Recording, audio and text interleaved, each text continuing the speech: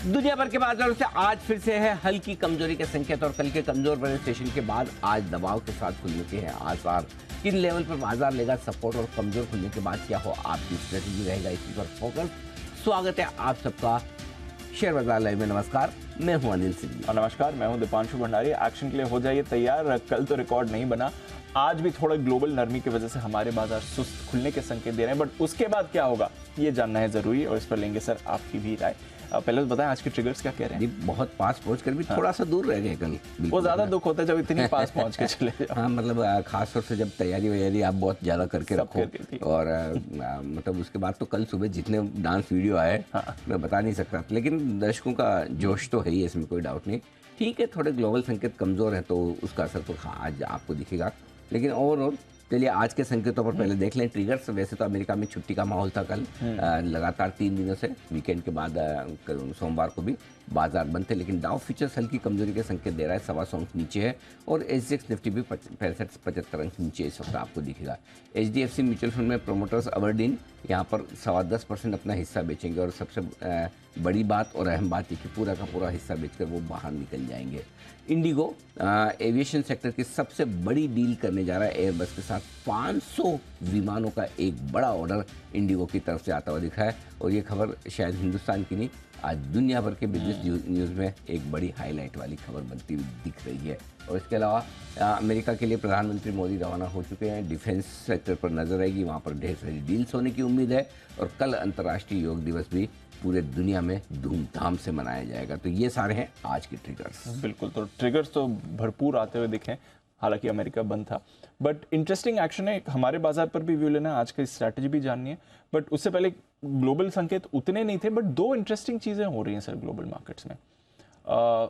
Fade ने पिछले हफ्ते कहा कि हम 1/4% से 2 बार और बढ़ा सकते हैं, बेसिकली आधे % की रेट बढ़ोतरी उन्हें और इस साल दिख रही है। यूरोप के बैंक्स ने बढ़ाई पॉलिसी, यूके की पॉलिसी इस हफ्ते सब लोग मान रहे हैं बढ़ेगी, कई जानकार मान रहे हैं कि अगली पॉलिसी में फेड बढ़ाएगा, बट उसके सामने हमारे सेंट्रल बैंक ने पिछली 2 पॉलिसीज में कुछ नहीं किया। करेक्ट। और चीन में तो रेट कट शुरू हो गए। आज सुबह चीन में छोटा ही सही बट रेट कट हो गया है सर। तो दीप 2 चीज़ें हैं, 2 अलग अलग तरह की इकोनॉमीज की बात हो रही है। एक वो कि जो अब कमज़ोर होने के संकेत दे रहे हैं, दूसरी वो जो पहले कमज़ोर हो चुकी थी, और तीसरी वो जो कभी कमज़ोर हुई नहीं। जो कभी कमज़ोर हुई नहीं उसमें हम हैं। हमने लगातार अपनी ग्रोथ बरकरार रखी और इसीलिए हमने सबसे पहले लीडरशिप ली है, रेट को पोज किया जाए, अमेरिका से पहले हमने तय किया है।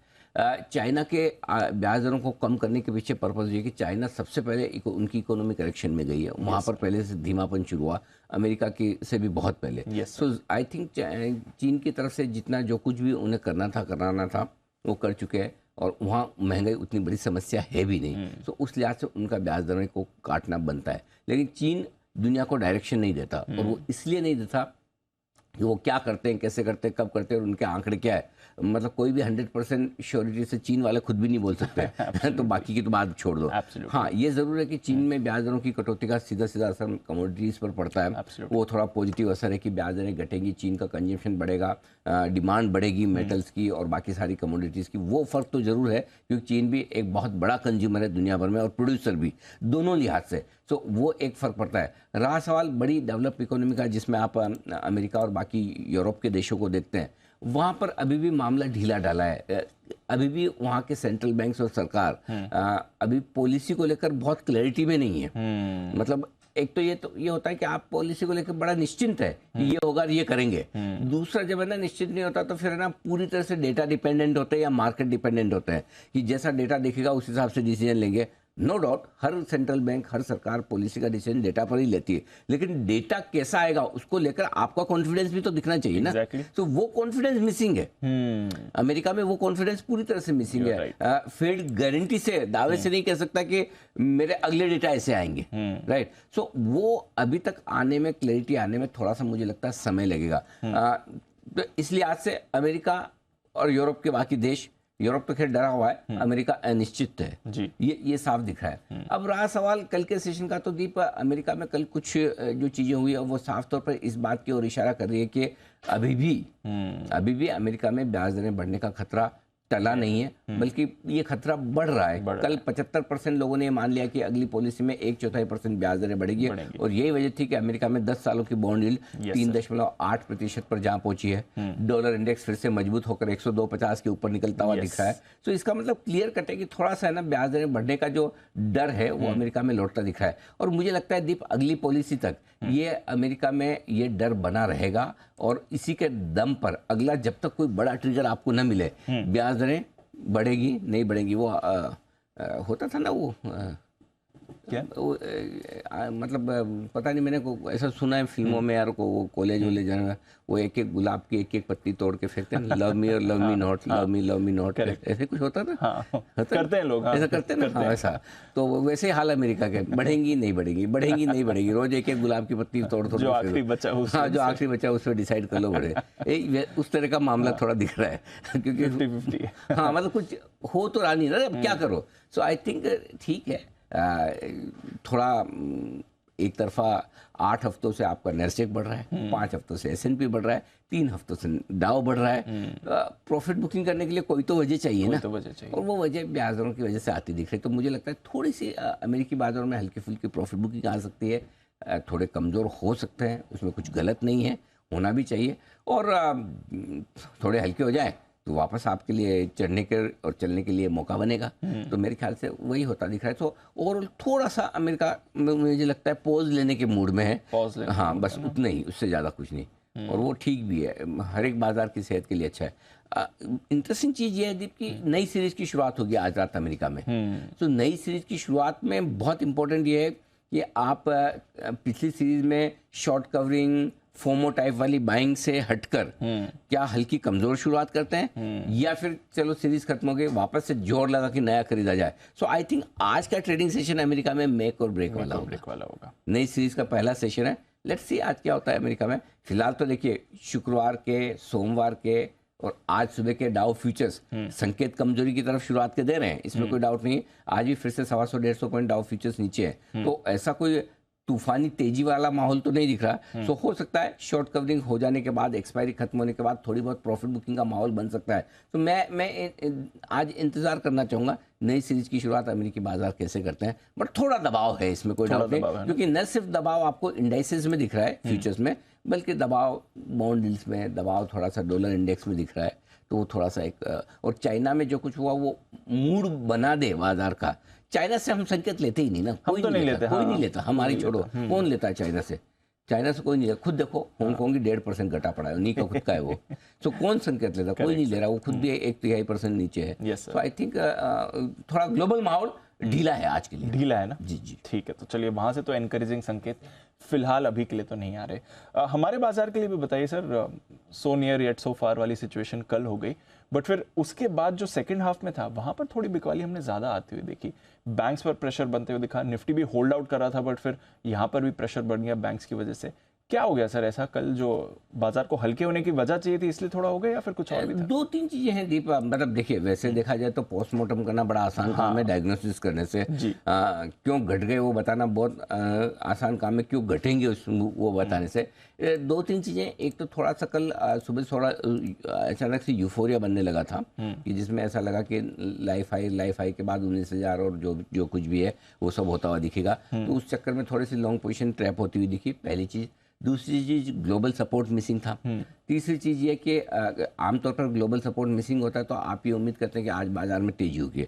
अब इंटरेस्टिंग बात ये कि पहली बार ऐसा लग रहा है कि ग्लोबल सपोर्ट आपको तेजी की तरफ चाहिए, और तेजी की तरफ मिल रहा है। पिछले कई दिनों से ग्लोबल मार्केट तेजी कर रहे हैं, तो अगर ग्लोबल सपोर्ट मिसिंग है तो उसका फायदा मंदी वालों को है, क्योंकि मंदी वाले ग्लोबल मार्केट की मजबूती की वजह से मंदी नहीं कर पा रहे। तो उन्हें ये पता है कि अगर डाउ आज बंद है तो हमारे लिए मंदी करने का मौका है। ये चेंज है। ग्लोबल मार्केट नहीं होने की का एक जो खुला मैदान मिलता है, वो खुला मैदान का फायदा कौन उठाएगा? दोनों को मिलता है। मंदी के मार्केट में तेजी वाले उठाते हैं, तेजी के मार्केट में मंदी वाले उठाते हैं। राइट। मार्केट तेजी का है और मंदी वालों को पता है भाई कि आज वहां से कोई संकेत नहीं आएगा, तो बढ़ नहीं सकते ये लोग। ये अगर डाउ फ्यूचर 100-150 ऊपर हो तो आपके लिए मुश्किल हो जाए, राइट? सो आई थिंक उसका फायदा मंदी वालों ने उठाया। सो एक वो हुआ। दूसरा ये कि थोड़ा सा एफआईज की तरफ से बिकॉली का दबाव भी बढ़ा है। sir. कल के सेशन में इसको थोड़ा डेटा को हम विस्तार से बात विश्लेषण करनी है भी इस पे। करेंगे कि हो क्या रहा है। तो थोड़ा सप्लाई भी आई है, प्रॉफिट बुकिंग भी आई है और लाइफ हाई के आसपास आनी भी चाहिए। आपको याद दिलाऊं 44,150 का लाइफ हाई बैंक निफ्टी का था पुराना, यस 151 प्रिसाइजली। यस 44,151 के आसपास जाकर हम कितना अटके, अच्छा खासा। बहुत बहुत ये तो फिर भी ठीक है, 7 पॉइंट, वहां तो 1 पॉइंट से बचे थे। यस 44,150 लगाया था, उसके बाद बहुत दिन लगे, 15 दिन, काफी टाइम रेडी रहे और फिर हाँ है ना। सिमिलर सिचुएशन यहाँ पे 7 पॉइंट से बचे। तो पिछले, अगर आप बैंक निफ्टी से कुछ लेसन लो तो लेसन क्लियर है ना कि लाइफ हाई के आसपास थोड़ी प्रॉफिट बुकिंग आती आई है। So I think normal profit booking है, ये नॉर्मल प्रॉफिट बुकिंग थोड़ी सी और बढ़ सकती है आगे। सो इन सब के चलते, और दूसरा ये कि मिड कैप स्मॉल कैप शेयरों में जिस तरह से थोड़ा तेजी का माहौल बना है, हल्की फुल्की प्रॉफिट बुकिंग आना लाजमी है। तो मुझे लगता है थोड़ा correction time wise price wise हो जाए, बहुत बढ़िया, बहुत बढ़िया, बहुत बढ़िया, ठीक है। ये है। तो अच्छा है अगर बाजार थोड़ा हल्के भी हो जाए। देखो रुक रुक के चले तो बढ़िया है, नहीं तो क्या एक तरफा बढ़ेंगे तो घटेंगे भी एक तरफा। सो हर एक लेवल पे प्रॉफिट बुकिंग, बिकवाली, खरीदारी, सारी चीज होती रहनी चाहिए। सो आई थिंक ठीक है मार्केट। मुझे लगता है थोड़ा सा समय बिताने की कोशिश करेंगे, नया मूव बनाने के पहले हल्का सा थोड़ा करेक्ट हो जाए, सही लेवल पर आ जाए। तो दीप, आज की स्ट्रेटेजी में एक ही बदलाव हम कर रहे हैं, जो मैं आगे विस्तार से आपको बताऊंगा, कि हम पहले सपोर्ट लेवल के बजाय इंपॉर्टेंट सपोर्ट लेवल पे खरीदेंगे, बस। इसके अलावा कोई बदलाव नहीं। ठीक है तो बड़ा बदलाव ही है आज की स्ट्रेटेजी। Got it. कुछ और चीजें जो आज के लिए ध्यान में रखनी चाहिए? हाँ, एक चीज जिस पे हम डिस्कस करना चाहते हैं वो फ्लोज को लेकर है दीप, जिसको लेकर थोड़ी सी सावधानी के संकेत जो बाजार में आ रहे हैं। कल आप देखिए, कल आपने 1031 करोड़ की बिकवाली आपने देखी एफआईज की जी। 1325 करोड़ के इंडेक्स बेचे हैं, 1882 करोड़ के स्टॉक फ्यूचर्स भी बेचे हैं। तो हाल ही के दिनों की, मेरे ख्याल से जून के महीने की सबसे बड़ी बिकवाली, सबसे खराब नंबर ये है। और आज के लिए सबसे बड़ा नेगेटिव ट्रिगर आपके लिए यही है। ठीक है, पहली चीज। दूसरी चीज ये है कि आज फिर से आपके पास 2 बड़ी ब्लॉक डील है। HDFC म्यूचुअल फंड में भी अबरडीन 2.25% हिस्सेदारी बेच रहा है, बड़ा पूरा ही निकल रहा है, आज पूरा निकल रहा है।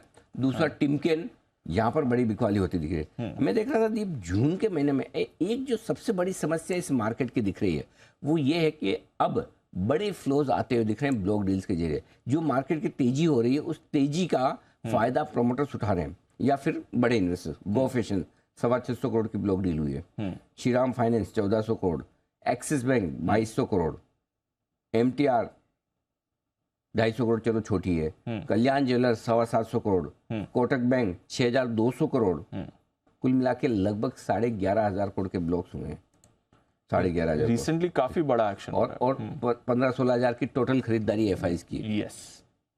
तो आप समझो बड़ा पैसा ब्लॉक में जा रहा है। आज की गिनो तो नेट ब्लॉक में जो पैसा जा रहा है, नो डाउट सारा का सारा एफआईज नहीं बेचे, सारा का सारा एफआई, बट ब्रॉडली आपको ये समझना है, अगर ये बड़ा पैसा जो ब्लॉक डील्स में जा रहा है, ये अगर स्क्रीन पे खरीदारी हो तो हाँ फिर तो अलग ही दिखेगा। हाँ बराबर ना, करेक्ट। तो आप बड़े ब्लॉक में अल्टीमेटली तो बाइंग सेलिंग कोई तो बेच के निकल रहा है। सो और अब आप ये सोचेंगे सर वो तो फिर जो बेचने वाला है वो स्क्रीन पे भी बेच सकता है ना, नहीं, बड़े ब्लॉक स्क्रीन पे नहीं बिकते। अच्छा।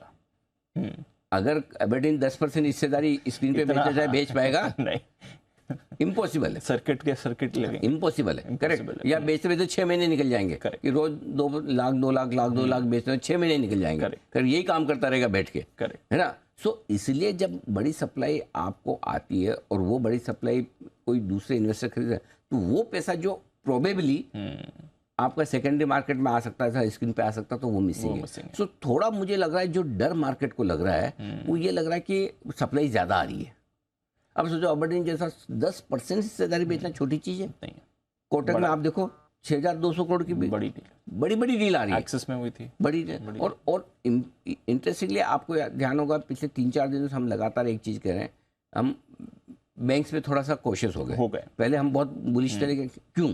क्योंकि जो सप्लाई आ रही थी वो सारी BFSI में आ रही, बैंकिंग, फाइनेंशियल सर्विसेज, इंश्योरेंस, इन्हीं सेक्टर में सबसे ज्यादा बैंक्स बिक रहे हैं, म्यूचुअल फंड, इंश्योरेंस कंपनी, यहाँ पे सप्लाई आ रही है। सो ये स्पेस जो है ना, यहाँ थोड़ा सावधान रहना। इसे क्या एक संकेत माने एफआईएस थोड़ा प्रॉफिट बुकिंग के मूड में, या एटलीस्ट दिख रहा है कि जहाँ पर अच्छी वैल्यू पे निकल रहा है? क्या है, देखिए सिंपल चीज है, जिन लोगों को बहुत अनुभव है, जिन्होंने बहुत तेजी मंदी बहुत देखी है, जिन्होंने इस तरह का माहौल बहुत देखा, जब पैसे की गर्मी से बाजार बढ़ते हैं, तो जो समझदार प्रोमोटर्स होते हैं, ये समझदार बड़े इन्वेस्टर होते हैं, उनको पता है माल तो तेजी में ही बिकता है।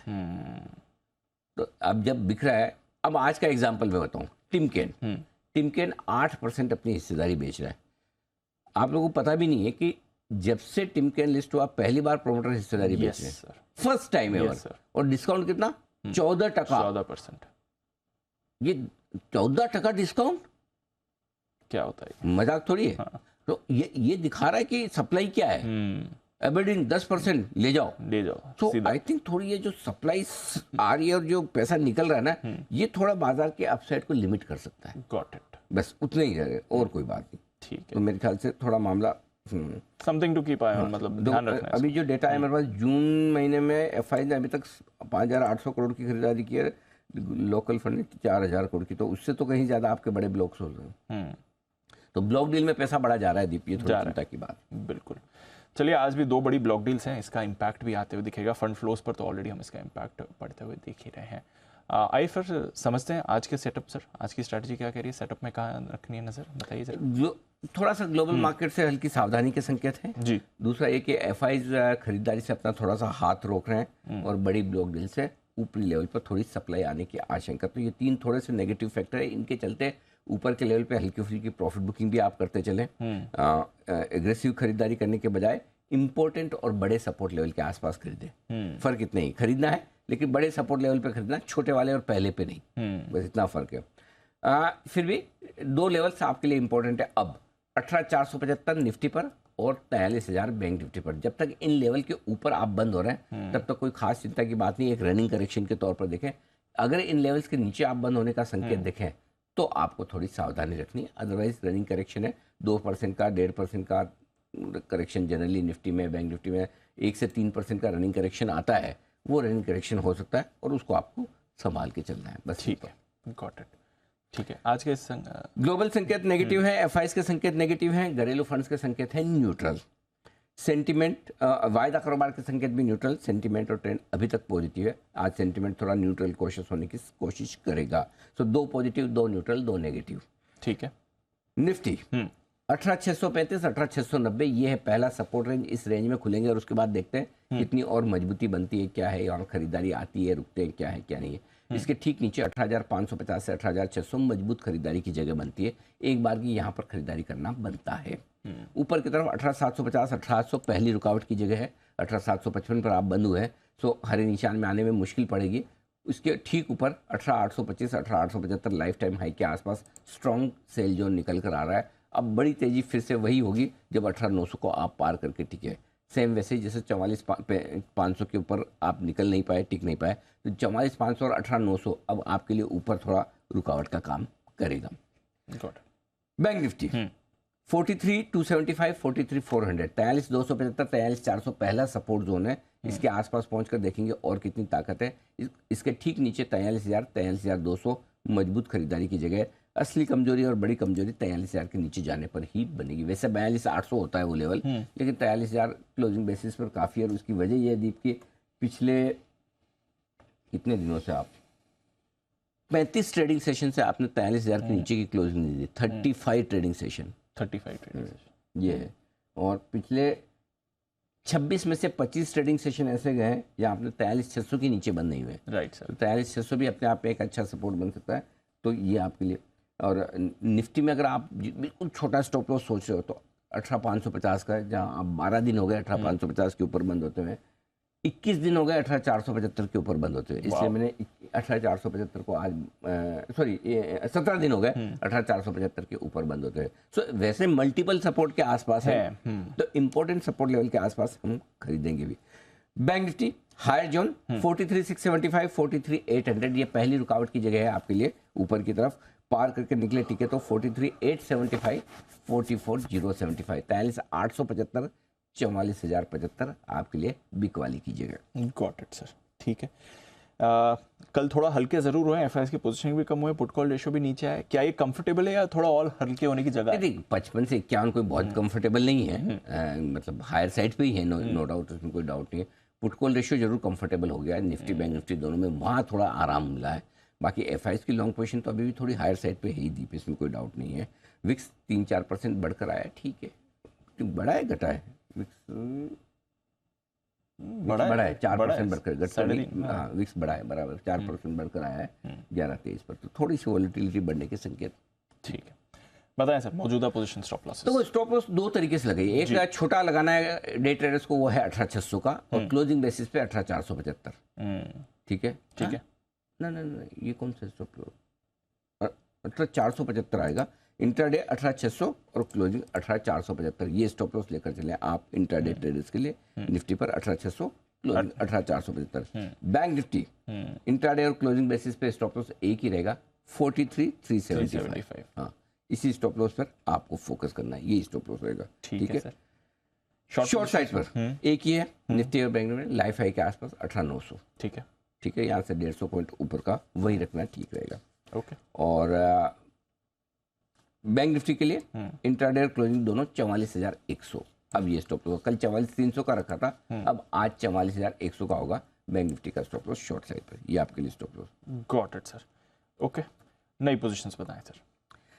बेचना है निफ्टी, आज पहले बड़े लंबे समय बाद बेचने की स्ट्रेटेजी पहले आई है। हाँ, स्टॉप लॉस में छोटा रख रहा हूँ, वैसे तो 18,900 होता है जी, लेकिन आप चूंकि सीधा बेच रहे हैं तो 18,825 के स्टॉप लॉस से बेच सकते हैं। टारगेट जो बनेगा 18,690 और 635, दो छोटे टारगेट हैं। सॉरी, 690 और 660 दो छोटे टारगेट हैं। 635, 602 मीडियम टारगेट है। 18,565, 18,535 तक के टारगेट के लिए करनी है बिक वाली, यानी कि यहाँ से लगभग 200 पॉइंट नीचे तक की जगह बन सकती है, अगर बनी तो ग्लोबल सपोर्ट नहीं होने पर। जो लोग खरीदना चाहते हैं 18,550, 18,635 की रेंज में धीमे धीमे खरीदारी कर सकते हैं टुकड़ों में, जितना 18,550 के नजदीक खरीदेंगे रिस्क रिवॉर्ड रेशियो आपके लिए फेवरेबल रहेगा, और तब स्टॉप लॉस जो आपका बनेगा वो होगा 18,475 का 18,475 टारगेट। 18,660, 18,690 दो छोटे टारगेट, 18,715, 18,750 दो मीडियम टारगेट, 18,790, 18,825 के फाइनल टारगेट के लिए करनी है आपको बिक वाली। Got it sir.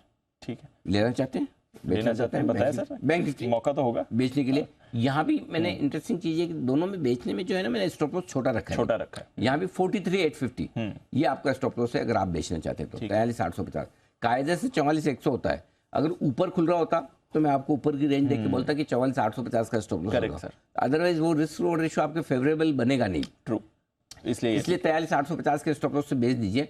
43,500, 43,400 दो छोटे टारगेट हैं। 43,325, 43,275 और 43,200 के मीडियम टारगेट हैं। 43,125, 43,075 और 43,000 तक के बड़े टारगेट के लिए करनी है आपको बिकवाली, ये आपके लिए ऊपर में बिकवा। अब खरीदना जो चाहते हैं बैंक निफ्टी, जो बढ़िया और मजबूत जगह बैंक निफ्टी खरीदने की वो 43,200 से 43,400 की है, और ये एग्रेसिव ट्रेडर्स के लिए है। एग्रेसिव ट्रेडर्स के लिए इसलिए यहाँ आपको स्ट्रिक्ट स्टॉप लॉस लगा कर खरीदना है, बाकी और कोई बात नहीं है। तो अच्छी सपोर्ट रेंज है, और यहाँ पर बैंक निफ्टी एक बार रुकेगा भी। 43,000, 43,000 आपका स्टॉप लॉस होगा। 43,500, 625 दो छोटे टारगेट, 675, 800 दो मीडियम टारगेट, 875 और 43,950 फाइनल टारगेट के लिए करनी है खरीदारी। गॉट इट, दोनों हो गया, दोनों हो गया। ठीक है सर, चलिए ये है आपके लिए खरीदारी बिकवाली की राय। नजर रखिए आज बिकवाली की राय पहले आई है क्योंकि गैप डाउन के आसार दिख रहे हैं। बैन लिस्ट में रोज इंटरेस्टिंग बदलाव हो रहे हैं, और कल भी हमने बदलाव देखे। Indian energy exchange IEX ban से बाहर आ गया, बट उसके सामने HAL हिंदुस्तान एरोनॉटिक्स जो पिछले कुछ समय से रिकॉर्ड रन पर है, ये बैन में आ गया है। तो HAL की एंट्री हुई है, IEX की एग्जिट हुई है, और इसके अलावा delta Corp, India bulls, India cement, L&T finance, Manappuram, Tata chemicals और जी एंटरटेनमेंट ये अभी भी बैन में बने हुए हैं। तो बैन लिस्ट अभी भी बड़ी बनी हुई है, सिर्फ एक IEX की एंट्री हुई है और HAL की एंट्री, IEX की एग्जिट और HAL की एंट्री हुई है। थोड़ा डेटा भी बात करते हैं, फंड्स की तो बात करिए। वायदा कारोबार के इंपॉर्टेंट लेवल सर 18,700 और 18,800 नीचे की तरफ 18,700 के नीचे ट्रेड करना शुरू करें, प्रिसाइजली 18,690 तो आप थोड़ा खराब होना शुरू करेंगे और फील करना शुरू करें। तो 18,700 के नीचे से आप कमजोरी गिनना शुरू करें, 18,800 के ऊपर से मजबूती गिनना शुरू करें। 18,800 के कॉल्स पर लगभग हाईएस्ट ओपन इंटरेस्ट है 1 करोड़ 3 लाख शेयरों का। 18,700 के पुट पर 95 लाख शेयरों का। 18,700 के नीचे ट्रेड करना शुरू करते हैं, 100 पॉइंट की रिस्क खुल जाती है नीचे की तरफ। 18,800 के ऊपर ट्रेड करना शुरू करते हैं, 100 पॉइंट की अपसाइड खुल जाती है। ये आपके लिए तो ये 100 पॉइंट की रेंज है, इसके बीचों बीच आप कल बंद हुए। तो आज खुलेंगे 700 के आसपास, थोड़ा नीचे 18,690 700 के आसपास खुलेंगे, वहां से देखते हैं फिर किस तरह का आगे माहौल बनता है। Got it. बैंक निफ्टी एक ही लेवल है, मेक और ब्रेक 43,500।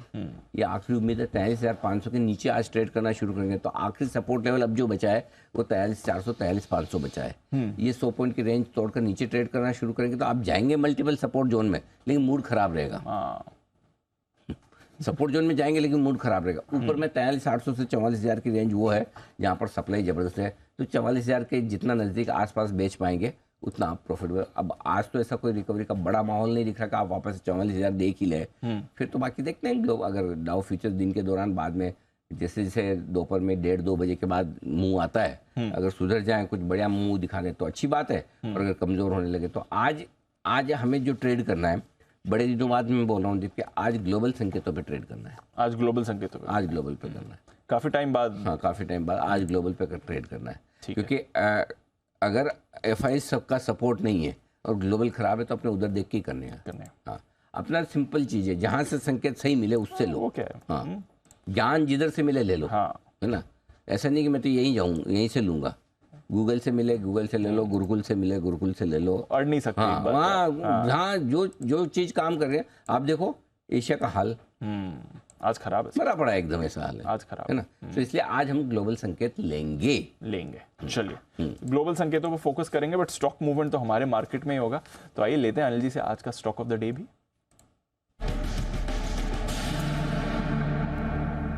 बताएं सर। इंटरेस्टिंग सेल आइडिया है आज। सेल आइडिया कॉनकोर के फ्यूचर्स में बेचने की राय है। ये सरकारी कंपनी, यहाँ पर स्टॉप लॉस आपको फ्यूचर्स का लेवल सारे फ्यूचर्स के दे रहा हूँ। 672 672 का स्टॉप लॉस है, 651 और 643 दो टारगेट के लिए करनी है बिकवाली। एक इंटरेस्टिंग रिपोर्ट आई है कोटक की तरफ से कॉनकोर पर, जहाँ उन्होंने टारगेट घटाकर 610 रुपये भी किया, और उनमें बड़ा कुछ इंटरेस्टिंग लिखा है। एक तो ये कि उन्होंने मई के महीने में 8% प्राइस कट लिया है, जो मुंद्रा और पावा पोर्ट के लिए जो काम करते हैं वहाँ प्राइसिंग कट लिया है। बड़ा कट लंबे समय बाद कॉनकोर की तरफ से आया, और वो कट इसलिए आया कि वो अपना मार्केट शेयर मेंटेन करना चाहते हैं, जो थोड़ा थोड़ा कम होने की रिस्क हो रही है। लेकिन कोटक का ये मानना है कि ये करने के बावजूद वो मार्केट शेयर गेन कर पाएंगे, इस पर डाउट है। अच्छा, तो वो थोड़ा प्राइसिंग पर उसका इम्पैक्ट आएगा, 3-4% उसकी प्राइसिंग पर इम्पैक्ट आना चाहिए। दूसरी बात यह कि अक्टूबर 23 में संजीव स्वरूप साहब जो इनके CMD है वो रिटायर हो जाएंगे, तो नए भी आएंगे, तो थोड़ी अनिश्चितता तो रहती है, मैनेजमेंट बदलेगा करेगा, नए कौन आएंगे क्या होंगे, करेक्ट। तो वो सारी चीज़ें, तो उस हिसाब से थोड़ा लगता है। और कॉनकोर के डाइवेस्टमेंट को लेकर फिलहाल कोई ऐसी प्रोग्रेस तो कोई ऐसी खास सुनने को मिल नहीं रही है, तो ऐसा कोई पॉजिटिव न्यूज़ फ्लो है नहीं, और थोड़ी सी कमाई के हिसाब से, मार्केट शेयर के हिसाब से जो नेगेटिव चीज़ें हैं उन पर थोड़ा स्टॉक का रिएक्शन आ सकता है। यहाँ बिकवाली करने का एक मौका आप देख सकते हैं। ओके, तो ये है आपके लिए या कॉनकोर। इंटरेस्टिंग सेल आइडिया है अनिल जी की तरफ से। आज थोड़ा बाजार भी कमजोर खुलने के पूरे आसार दे रहा है, तो चलिए देखेंगे कॉनकोर कैसा आज ट्रेड में बिहेव करता है। आइए बाकी सारे स्टॉक्स पर भी कर लिया जाए फोकस। कई सारी खबरें भी हैं, ब्रोकरेज रिपोर्ट्स भी हैं जहां पर हमें रखनी है नजर। कुशल, अरमान और साथ ही आशीष हैं तैयार। कुशल, मॉर्निंग, करिए शुरुआत, बताएं क्या है ट्रिगर्स और खबरें आज की।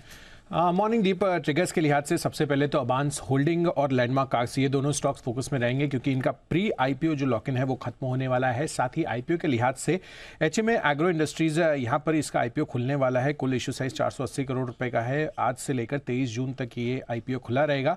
OFS जो है 330 करोड़ रुपए का यहाँ पर रखा गया है। ब्लू स्टार बोनस शेयर जो इन्होंने जारी किए थे उसकी एक्स डेट है। साथ ही मई महीने का ग्लोबल इवेंट के लिहाज से US का आज हाउसिंग स्टार्ट्स डेटा भी आने वाला है। कुछ खबरें हैं मेरे पास, जिसमें सबसे पहले जी एंटरटेनमेंट, यहाँ पर 26 जून को अब सैट में जो मामला चल रहा है उसमें सुनवाई होती हुई नजर आएगी। साथ ही HDFC AMC, यहाँ पर जो बड़ी ब्लॉक डील के जरिए प्रमोटर एबरदीन इन्वेस्टमेंट्स अपनी पूरी हिस्सेदारी बेचने वाले हैं। करीबन 2.18 करोड़ शेयर्स यहाँ पर बेचेंगे। 10.2% होल्डिंग यहाँ पर बेची जाएगी।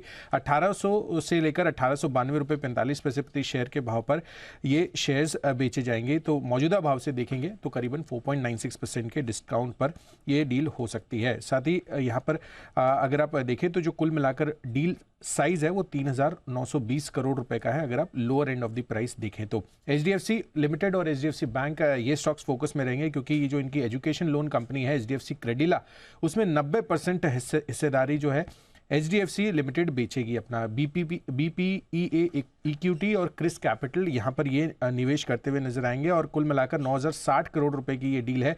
अगर आप वैल्यूएशन के लिहाज से देखें तो HDFC क्रेडिला की 10,350 करोड़ रुपए की वैल्यूएशन है। तो इसके बाद HDFC लिमिटेड के पास HDFC क्रेडिला में 9.99% हिस्सेदारी रह जाएगी। तो मर्जर्स की ऑब्लिगेशन के हिसाब से ये चीज़ की करी गई है, तो इस वजह से ये स्टॉक्स भी फोकस में रहने वाले। ओके, तो ये है आपके लिए कई सारी इंपॉर्टेंट खबरें और ऑफकोर्स जो बड़ी ब्लॉक डील्स हैं, बड़े डील है, उस पर भी रहिए नज़र।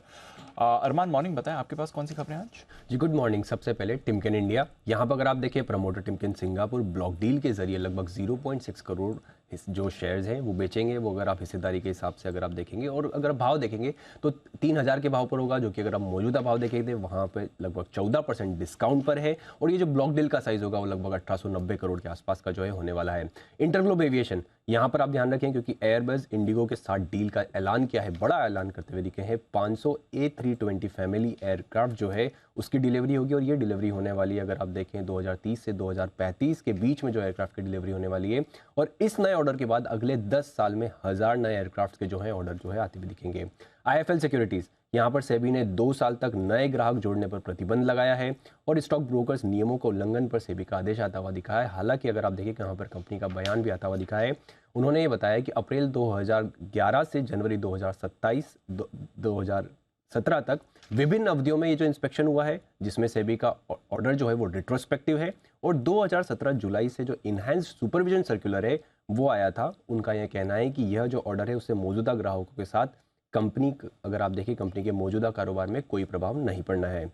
टाटा मोटर्स, आइशर मोटर्स, सुब्रोज, अंबर एंटरप्राइजेज, वोल्टास, यहाँ पर आपको ध्यान रखना है क्योंकि रिपोर्ट्स हैं कि रोड ट्रांसपोर्ट और हाईवे मंत्री नितिन गडकरी साहब का बयान आता हुआ दिखा है कि सभी ट्रक में जो ड्राइवर कंपार्टमेंट होता है वहाँ पे AC जो है लगाना अनिवार्य होगा। और अंत में टाटा पावर पर हम ध्यान रखेंगे, यहाँ पर भी रिपोर्ट्स है कि FY24 में कंपनी लगभग 12,000 करोड़ का जो कैपेक्स करने वाली है। अगर आप इसको कंपेयर करें FY23 के हिसाब से तो वो 2 गुना है और ये कंपनी के अगर AGM जो वहाँ पर बयान आता हुआ दिखा।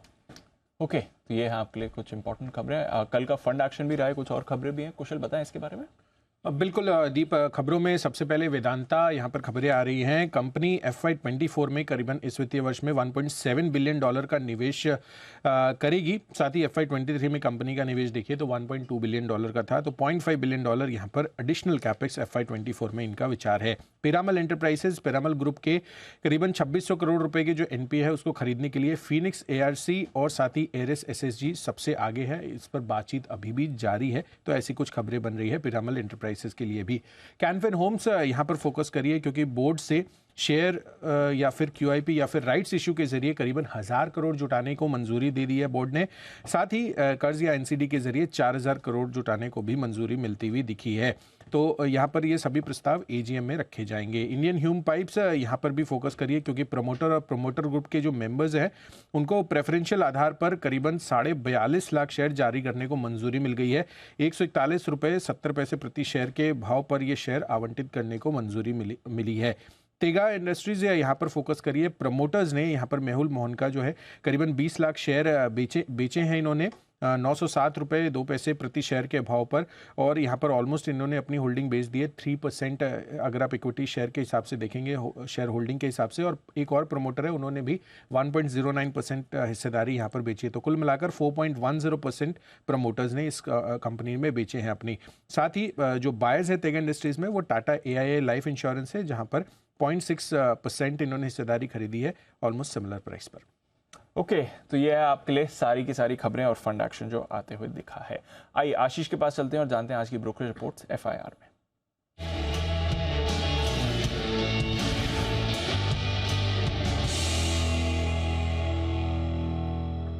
मॉर्निंग आशीष, बताएं क्या कह रहे हैं आज की रिपोर्ट्स। Good morning Deepanshu. सबसे पहले अगर आप देखें तो बढ़िया इंटरेस्टिंग रिपोर्ट आई है ITC पर, नोमेरा की तरफ से रिपोर्ट है जहां पर ये मान रहे हैं कि आगे जाके हिस्टोरिकल ग्रोथ आपको सिगरेट के वॉल्यूम्स में देखने को मिल सकती है। खरीदारी की राय दी है, 485 का टारगेट है, 454 की क्लोजिंग है। ये मान रहे कि लगातार अगर आप देखें तो इलिसिट प्लेयर्स की जो बिक्री वो बढ़ती जा रही थी, लेकिन क्योंकि काफ़ी सालों से जो भारत की टोबैको को लेकर टैक्स रेजिम है काफ़ी स्टेबल रही है, इसके चलते इलिसिट मार्केट प्लेयर्स का जो है काफ़ी अब कारोबार डेंट हो चुका है और यहाँ पर ITC को फायदा हुआ। और पिछले कुछ सालों में ये इलिसिट प्लेयर्स से करीब 2% का मार्केट शेयर भी ITC ने ले लिया है। तो बड़ी ग्रोथ है यहाँ पर, तो यहाँ पर फोकस रखना ITC पर। इसके अलावा अगर आप देखें तो भारतीय एयरटेल CLSA की तरफ से रिपोर्ट आई है, खरीदारी किराए को बरकरार रखा है, लक्ष्य 1015 से बढ़ाकर 1030 कर दिया है। वहीं मॉर्गन स्टैनली ओवरवेट की रेटिंग को बरकरार रखे हुए 870 के लक्ष्य के लिए। एविएशन के इतिहास का सबसे बड़ा ऑर्डर दिया इंटरग्लोब एविएशन ने। इसके बाद रिपोर्ट्स आई है मॉर्गन स्टैनली की तरफ से ओवरवेट की रेटिंग को बरकरार रखा है, 3126 रुपए का टारगेट दिया है, 2432 की क्लोजिंग है। वहीं सिटी अगर आप देखें तो खरीदारी किराए को बरकरार रखे हैं और लक्ष्य में बढ़ोतरी की है, 2400 से लक्ष्य को बढ़ाकर 2900 रुपए कर दिया है। सन फार्मा सिटी खरीदारी किराए दे रहे हैं 1175 के लक्ष्य के लिए। M&M पर CLSA की तरफ से रिपोर्ट है, 1700 का टारगेट है। और ICICI लोम्बार्ड जनरल इंश्योरेंस पर भी CLSA की तरफ से रिपोर्ट आई है, जहां पर खरीदारी किराए को बरकरार रखा है, लक्ष्य 1400 से बढ़ाकर 1550 कर दिया, 1260 की क्लोजिंग है। और ये मान रहे कि इंडस्ट्री पीएस के मुकाबले अगर आप देखें तो ग्रोथ काफी अच्छी है, बढ़िया है, लेकिन सिर्फ एक ऐसा मोटर इंश्योरेंस सेगमेंट ऐसा है जहां पर ये थोड़ा सा लैग करें, बाकी ग्रोथ अच्छी है। कोफोर्ज यहाँ पर अगर आप देखें तो एनालिस्ट मीट के बाद रिपोर्ट्स आई हैं, जेफरीज होल्ड की राय दे रहे हैं, 3760 रुपए का टारगेट है। सिटी बिकवाली की राय दे रहे हैं 3890, स्टॉक ऑलरेडी 4563 पर चल रहा है। वहीं नोमिरा अगर आप देखें तो खरीदारी की राय दे रहे हैं 4920 रुपए के लक्ष्य के लिए। Bank of Baroda JP Morgan overweight की रेटिंग को बरकरार रखे हुए 194 की क्लोजिंग, 230 का टारगेट, और मान रहे हैं कि मार्केट शेयर यहाँ पर अगर आप देखें तो लगातार इंप्रूव हो रहा है। और अंत में JB केमिकल्स एंड फार्मास्यूटिकल्स, यहाँ पर जेफरीज की तरफ से रिपोर्ट आई है, अच्छी रिपोर्ट है, जहाँ पर कवरेज की शुरुआत की है खरीदारी की राय के साथ, 2347 की क्लोजिंग है, 2680 रुपए का टारगेट दे रहे हैं। और ये मान रहे कि इंडस्ट्री ग्रोथ को आउट परफॉर्म कर सकता है, इसके चलते खरीदारी की राय दे रहे हैं और करंट मार्केट प्राइस से ऊंचे का टारगेट दिया है। ओके, तो JB केमिकल पर जेफरीज ने शुरुआत की, पहली रिपोर्ट ही आई है, राइट? हाँ, इनिशिएट कवरेज की कवरेज और साथ में टारगेट 2680 का, यानी कि लगभग 250 रुपये ऊपर तक के टारगेट आपके लिए आते दिख रहे हैं। आइए शुरुआत करते हैं अब पिक ऑफ द डे के साथ। मुलाकात करते हैं सारे एक्सपर्ट से। तैयार हैं हमारे experts pick of the day.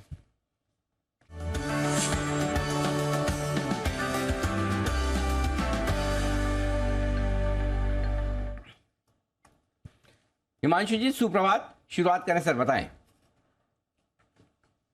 सुप्रभात अनिल जी, सभी को सुप्रभात। अनिल जी, बिकवाली करनी है IDL के फ्यूचर्स में। यहाँ पर कल जिस तरह की क्लोजिंग देखने को मिली थी, एक साइडवेज रेंज का एक ब्रेकडाउन कल के सेशन में देखने को नजर आया, जो कि मुझे लगता है कि आज एक्सटेंड होता हुआ नजर आ सकता है। तो 461 रुपए के आसपास का क्लोज है, यहाँ पर सेल करके चलने की सलाह रहेगी। 465 का स्टॉप लॉस लगाना है। डाउन साइड में 450 और 445, ये दो टारगेट्स IGL के फ्यूचर्स में देखने को मिल सकते हैं। तो IGL रहेगा मेरी तरफ से सेल साइड का pick of the day.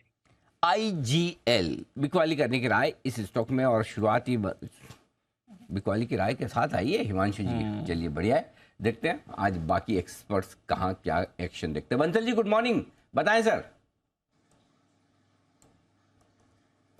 Good morning Anil जी, सुप्रभात अनिल जी। मेरे पास अनिल जी दो अपडेट्स हैं। देखिए अनिल जी, आज तो प्रधानमंत्री मोदी जी जगन्नाथ यात्रा दिल्ली में अनिल जी कर रहे हैं, वहां पर मंदिर में आएंगे, इसलिए बोल रहा हूँ अनिल जी, घर के पास है, सिक्योरिटी बड़ी टाइट है अनिल जी, बहुत हाई सिक्योरिटी है, तो रास्ते रुके हुए हैं। तो आज उनके सिक्योरिटी इंचार्ज को अनिल जी मैंने दूर से वेव करा, उन्होंने वेव करा, तो मैं मिलने चला गया अनिल जी, हाथ मिलाया मैंने उनसे। फिर मैं थोड़ा सा इंस्पायर्ड हुआ आशु जी से कि लंदन में फोटो डाल रहे हैं, तो अनिल जी यहाँ तो फोटो सिक्योरिटी वाले अनिल जी खिंचाते नहीं है, बट अनिल जी उन्होंने मुझे पहचाना और आपको मतलब कि हेलो बोला अनिल जी। जी बिजनेस देखते हैं, अपना मोबाइल दिखा रहे थे, तो जी बिजनेस के आपके फैन अनिल जी, तो आप तक अनिल जी संदेश पहुंचाने के लिए बोला है। तो एक तो वो संदेश अनिल जी पहुंचा दिया है मैंने, और दूसरा अनिल जी कल 21 तारीख के लिए मॉर्निंग के लिए काफी इनविटेशन आए हुए अनिल जी, योग दिवस पर फोटो शूट कराने के लिए। आपने इतना फेमस कर दिया है कि फोटो खिंचवाता हूँ अनिल जी, मना कर करके थक गया अनिल जी। बहुत बढ़िया, वेरी नाइस। चलिए अच्छा है, तो सुबह सुबह आपने थोड़ी हीमोग्लोबिन बढ़ाने वाली खबरें बता दी है, बहुत बढ़िया बंसल जी, धन्यवाद। चलिए आप इसी तरह से और फेमस होते रहे, मशहूर होते रहे, हमारी शुभकामनाएं। बताएं सर आज का स्टॉक।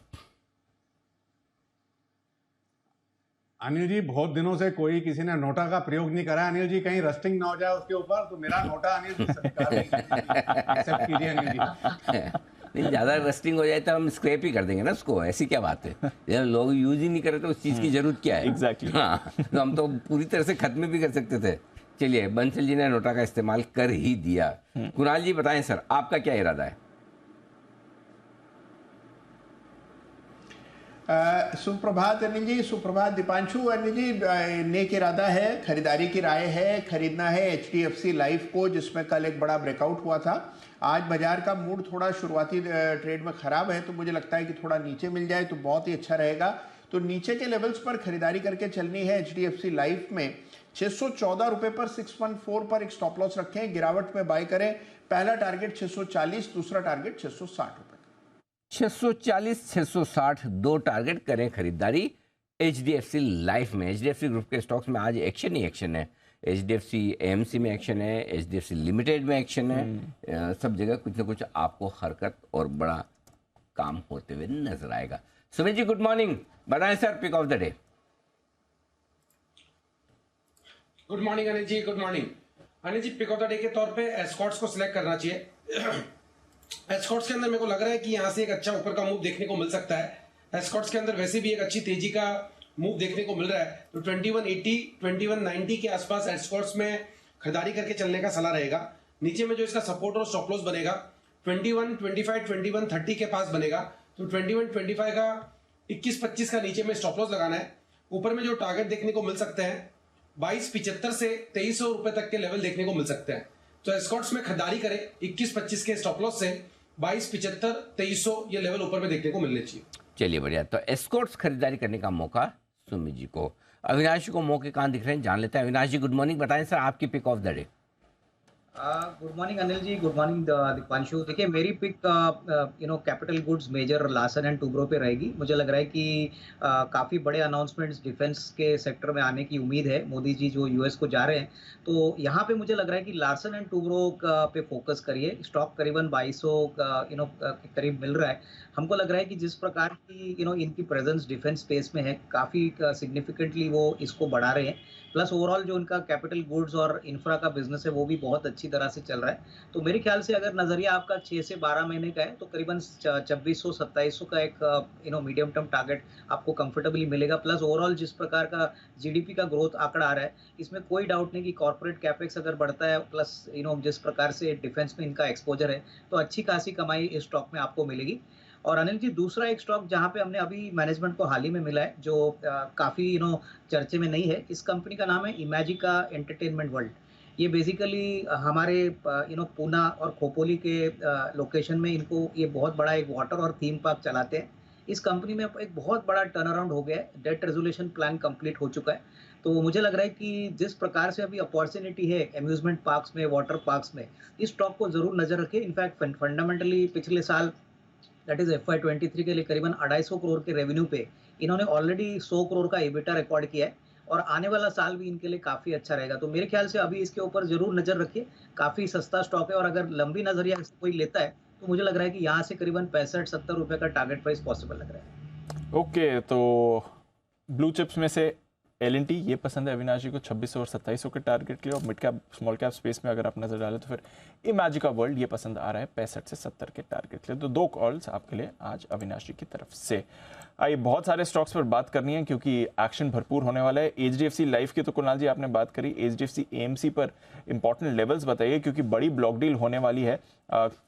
कल के क्लोजिंग प्राइस से अप टू 5-6% के डिस्काउंट तक आज एबरडीन अपनी पूरी 10.25% हिस्सेदारी बेचेगा, तो 1800 तक के लेवल तक बेच सकता है। 1892 से 1800 की प्राइस रेंज दी गई है।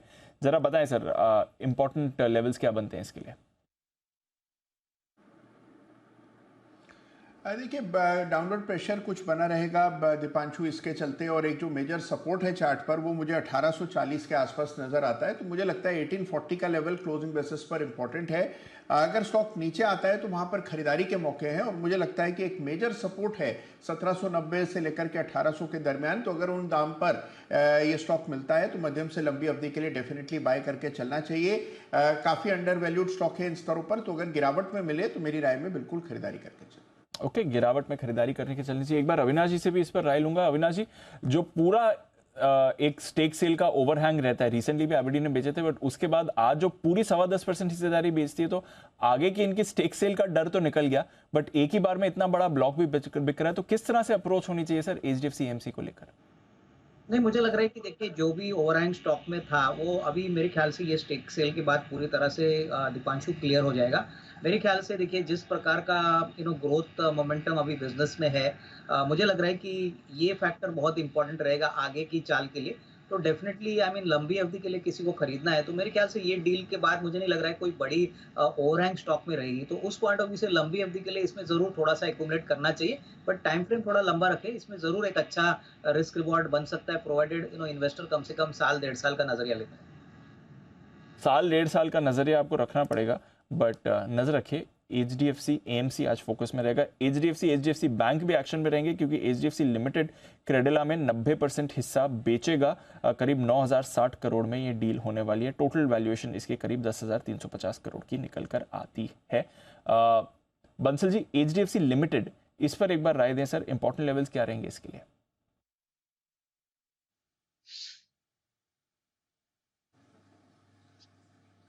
दीपांशु, HDFC लिमिटेड बंसल जी कल 2655 का क्लोज स्ट्रक्चर देखें तो स्ट्रक्चर अच्छा है। और नहीं दीपांशु, कंफ्यूजन इसलिए हुआ है, HDFC बोलते हैं, आपने HDFC लिमिटेड बोला तो मैं भी लिमिटेड टाइप करा था, सिंपल HDFC के नाम से आता है इसलिए समय लगा। तो यहाँ पर 2645 नीचे में एक अच्छा बेस है, टेक्निकल स्ट्रक्चर अच्छा है, जिनके पास है बिल्कुल बने रहने की राय है। और दूसरा दीपांशु, एक इस पे भी नजर रखनी चाहिए HDFC बैंक पर, मतलब कि स्टॉक चला नहीं है और साइडवेज जोन पर है और टेक्निकली 1604 के अराउंड चल रहा है। 1620 के ऊपर निकलेगा तब यहाँ पर भी फायरवर्क्स देखने को मिलेंगे। और जो बैंक निफ्टी की अंडर परफॉर्मेंस चल रही है vis a vis Nifty in this ongoing series, अगर 1620 के ऊपर HDFC बैंक निकलेगा तो सब कुछ टर्न अराउंड होगा। तो HDFC पे भी नजर रखें। तो ये है आपके लिए HDFC, बट मोर इम्पोर्टेंटली जैसा बंसल जी कह रहे हैं HDFC बैंक पर भी रखिए नजर। ये भी थोड़ा मोमेंटम में था कल। इनफैक्ट बाकी सारे प्राइवेट बैंक्स गिरे थे, सिर्फ HDFC बैंक था लार्ज प्राइवेट बैंक से जिसने होल्ड आउट किया था। तो देखते हैं आज इस पर भी आपको कैसा रिएक्शन आते हुए दिखता है। टिमकेन इंडिया, यहाँ पर भी बड़ी ब्लॉक डील होने वाली है, इस पर भी रखिए नजर। प्रमोटर टिमकेन सिंगापुर करीब 63 लाख शेयर्स बेचने वाला है, 8.8% का हिस्सेदारी बेची जाएगी। सुमित जी, एक बार टिमकेन इंडिया इसके चार्ट्स भी देखें सर और बताएं इंपॉर्टेंट लेवल्स क्या हैं इसके लिए। दिवांशु, स्टॉक का जो ऊपर में हडल बन रहा है वो 3500 के पास बनेगा, 3500, और नीचे के अंदर जो सपोर्ट बनेगा इसका वो 3430 3420 के आसपास का बनेगा।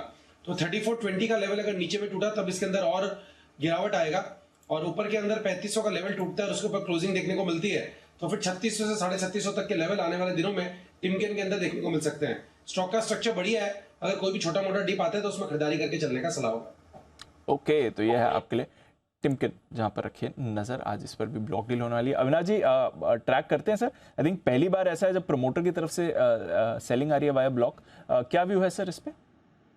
आई थिंक व्यू तो टिमकेन के ऊपर दीपांशु पॉजिटिव ही है। देखिए सारे जो बेरिंग कंपनीज है वो बहुत ही सॉलिड बिजनेस कर रहे हैं। अगर हम SKF शैफलर की बात करें, टिमकेन जो ये ब्लॉक ऑफर कर रहा है, मेरे ख्याल से देखिए मोस्ट इम्पॉर्टेंटली बायर कौन होगा वो इम्पोर्टेंट रहेगा। मेरे ख्याल से इस स्टॉक के लिए काफ़ी टाइम से लिक्विडिटी काफ़ी कम थी, तो काफ़ी बड़े इंस्टीट्यूशन और जो बायर्स होंगे वो इस ब्लॉक डील का अच्छी तरह से वेट करेंगे। Definitely I think in the near term थोड़ा बहुत सेलिंग प्रेशर आपको देखने को मिले, लेकिन बिजनेस वाइज मुझे लग रहा है कि करंट ईयर इनके लिए काफ़ी अच्छा होगा। इनका ज़्यादातर एक्सपोजर कमर्शियल व्हीकल्स और पैसेंजर कार्स में है और हाल ही में इन्होंने कैपेसिटी भी बढ़ाई है। तो डेफिनेटली आई थिंक कोई भी डिप मिलता है तो इसको एक लॉन्ग टर्म पोजीशन यहाँ पे बनाने की कोशिश करिए। काफी वेल मैनेज्ड कंपनी है और एक पोर्टफोलियो स्टॉक है। तो चलिए टिमकेन पर रखिए नजर, और डिप पर ब्लॉक डील के बाद अगर मौका मिलता है, अपॉर्चुनिटी मिलती तो इसमें आप निवेश भी कर सकते हैं। एक्शन में रहेगा ये काउंटर। इंटरग्लोब एविएशन, अविनाश जी इस पर भी जरा अपनी राय दे। 500 एयरबस A320 नियो का ऑर्डर देने वाले हैं, यानी कि जो इनका करंट फ्लीट साइज है उसका ऑलमोस्ट डबल ये ऑर्डर दे रहे हैं। ऑफकोर्स 2035 तक ये डिलीवरीज आएंगी, ऐसा नहीं है कि इमीडिएटली आना शुरू होंगी, बट फिर भी इतना बड़ा सर इंडियन एविएशन हिस्ट्री में सबसे बड़ा ऑर्डर अब तक। बिल्कुल, देखिए मुझे लग रहा है कि ये जो मेगा ऑर्डर है इसका अनाउंसमेंट तो बड़ा है, बट इसकी जो डिलीवरी है वो मेरे ख्याल से मार्केट कोशिश करेगी कि कितने एयरक्राफ्ट आने वाले 2-3 साल में आते हैं, क्योंकि ये बहुत लंबा प्रोसेस होता है। बट इस बात में कोई डाउट नहीं कि एविएशन मार्केट इंडिया का काफ़ी अट्रैक्टिव है लॉन्गर टर्म के लिए। और जिस प्रकार से अभी इन्होंने एयरक्राफ्ट मंगाए हैं, आई थिंक अभी इंडिगो ग्लोबली भी उड़ान लेता है, तो मेरे ख्याल से डेफिनेटली अच्छी बात है। आई मीन ये फंडिंग कैसे होगा प्लस किस प्रकार से ये एयरक्राफ्ट आएंगे, ये मेरे ख्याल से पुष्टि मैनेजमेंट से मिलने के बाद ही यहाँ पे एक थोड़ा सा अपटिक आपको देखने को मिलेगा। But overall I think aviation space में ये न्यूज़ फ्लो पॉजिटिव रहेगी। आज सारे स्टॉक्स एविएशन में आपको अच्छी तरह से सेंटिमेंटली एक अच्छा बूस्टर आपको देखने को शायद मिल सकता है। तो चलिए ये है आपके लिए इंटरग्लोब एविएशन, इस पर भी रखिएगा नजर, ये काउंटर भी रेडार पर रहना चाहिए आपके। देखते हैं कैसा एक्शन इस पर आएगा। टाटा पावर, हिमांशु जी एक बार इस पर राय दे दें। इन्होंने 12,000 करोड़ के केपेक्स का टारगेट दिया है FY24 के लिए, और पिछले वित्त वर्ष से देखें तो ये जो टारगेट है वो ऑलमोस्ट डबल है। एजीएम में कंपनी ने कहा है। तो बड़ा केपेक्स, कल टाटा स्टील के बड़े केपेक्स की बात आई थी, अब टाटा पावर 12,000 करोड़ का केपेक्स करने जा रहे हैं। सर चार्ट्स क्या कहती हैं इसकी? जी, पोजिशनल पर्सपेक्टिव से चार्ट्स काफी पॉजिटिव है। स्टॉक एक बड़ी टाइम करेक्शन ऑलरेडी पूरी कर चुका है, जहां पर लगभग 190-200 रुपए पर स्ट्रॉन्ग बेस बनता हुआ नजर आया। मेरा ऐसा मानना है कि इस स्टॉक में हर गिरावट पर खरीदारी के मौके ढूंढने चाहिए, जहां पर इंपॉर्टेंट सपोर्ट जोन जो है, जो लगभग 220 रुपए से लेके 215 रुपए का जोन है। इस गिरावट में जब भी ये स्टॉक आएगा, मुझे लगता है खरीदारी बनती हुई नजर आ सकती है। On the upside important immediate short term में जो सप्लाई जोन है वो लगभग 230 से 235 का लेवल है। एक बार स्टॉक इस जोन को पार करता है तो मुझे लगता है वापस से यहाँ पर मोमेंटम बनता हुआ नजर आएगा, और शॉर्ट टू मीडियम टर्म में 250 रुपए के ऊपर भी जाने का पर्सपेक्टिव रखता है। तो मुझे लगता है कि बिल्कुल गिरावट पर खरीदारी करें। चार्ट स्ट्रक्चर पॉजिटिव है, बड़ी प्राइस टाइम करेक्शन स्टॉक में हो चुकी है, तो मुझे लगता है वापस से स्टॉक की तरफ से परफॉर्मेंस आने वाले हफ्तों और महीनों में देखने को मिल सकती है। ओके, तो ये है आपके लिए टाटा पावर। देखते हैं कैसा मूव इस पर आएगा। बट बड़ा केपेक्स ये भी लाइन कर रहे हैं, और बड़ा केपेक्स वेदांता भी लाइन कर रहा है। FY24 में 1.7 बिलियन डॉलर्स का केपेक्स इन्होंने लाइन किया है। पिछले साल 1.2 बिलियन डॉलर्स का था, तो यहाँ पर भी केपेक्स बढ़ाकर ही ये एक्सपेंशन कर रहे हैं। बंसल जी एक बार वेदांता का भी चार्ट देख लें। कल के बाजार में स्टेबल था, फ्लैट बंद हुआ, 280 का लेवल। सर दीपांशु, कल के सत्र में फ्लैट था। टेक्निकली भी स्टॉक में ठीक लग रहा है। नीचे में एक अच्छा सपोर्ट लिया हुआ है। टेक्निकली 277-75 नीचे में एक अच्छा सपोर्ट है। जिनके पास है 275 के स्टॉप लॉस के साथ होल्ड करें। 283 के लेवल्स क्रैक होंगे ऊपर में तो एक अपवर्ड मोमेंटम देखने को मिल सकता है। ओके, तो ये है आपके लिए वेदांता, जिस पर आपको मूव रखनी है। एक्शन में ये काउंटर भी आ सकता है। एक्शन में आपको आते हुए दिख सकता है टेगा इंडस्ट्रीज। यहाँ पर प्रमोटर्स की तरफ से 20 लाख शेयर्स, 3% हिस्सा बेचा गया है, और उसके सामने कुछ बाइंग भी आई है। टाटा AIA लाइफ इंश्योरेंस ने करीब 4 लाख शेयर्स की खरीदारी की है। अविनाश जी कवर करते हैं सर, टेगा इंडस्ट्रीज प्रमोटर ने बेचा है बट सामने फंड ने खरीदारी भी करी है। नहीं, बिल्कुल। देखिए दीपांशु, कंपनी के जो फाइनेंशियल नंबर्स है FY23 के लिए बहुत ही तगड़े आ गए, और ये एक ऐसी कंपनी है जो बेसिकली कैपेक्स ड्रिवन ग्रोथ से चलती नहीं है। इनफैक्ट इनका जो प्रोडक्ट है वो एक कंज्यूमेबल है, जो ज़्यादातर स्टील और एब्रेसिव सेक्टर में जाता है। तो डेफिनेटली फंडामेंटल्स तो अच्छे हैं, आउटलुक भी पॉजिटिव है। और ये जो 3% का प्रमोटर का स्टेक सेल है, इसमें एक अच्छी बात है कि AIG जैसे बड़े निवेशक ने इन शेयर्स को एक्यूमुलेट किया है। तो मेरे ख्याल से इससे कोई ज़्यादा नेगेटिविटी स्टॉक में नहीं आएगी। हालांकि देखिए स्टॉक काफ़ी चल भी चुका है, तो मेरे ख्याल से अभी फिलहाल जिनके पास है वो होल्ड करें। अगर खरीदना है तो मेरे ख्याल से थोड़ा सा एक छोटा प्राइस करेक्शन आता है तो रिस्क रिवॉर्ड अच्छा रहेगा। ओके, तो ये है टेगा इंडस्ट्रीज पर राय अविनाश जी की तरफ से।